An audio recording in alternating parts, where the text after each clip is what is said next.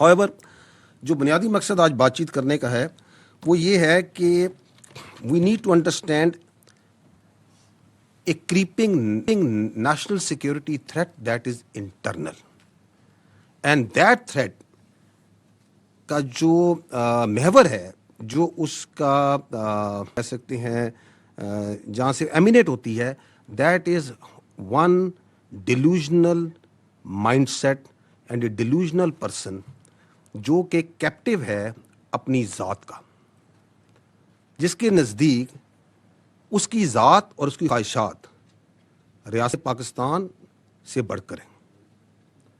उसकी ज़ात, उसकी ख्वाहिशात और उसकी फ्रस्ट्रेशन इस हद तक बढ़ चुकी है कि वो समझता है कि मैं नहीं तो कुछ भी नहीं।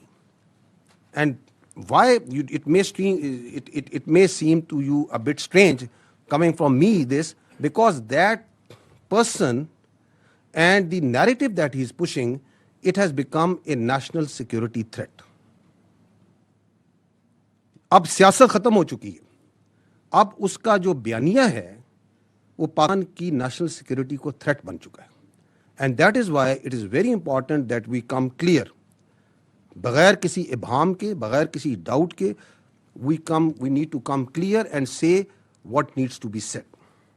And we need to understand that how this narrative is working, why it is working, and also, unfortunately, it is working in deep collusion with external actors.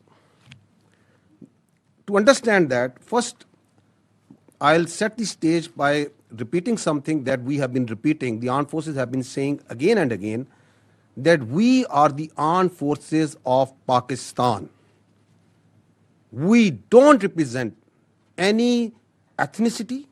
हम किसी इलाकियत को, किसी लसानियत को, किसी मजहबी झुकाव को और किसी सियासी सोच को या मकतबा फिक्र को रिप्रेजेंट नहीं करते।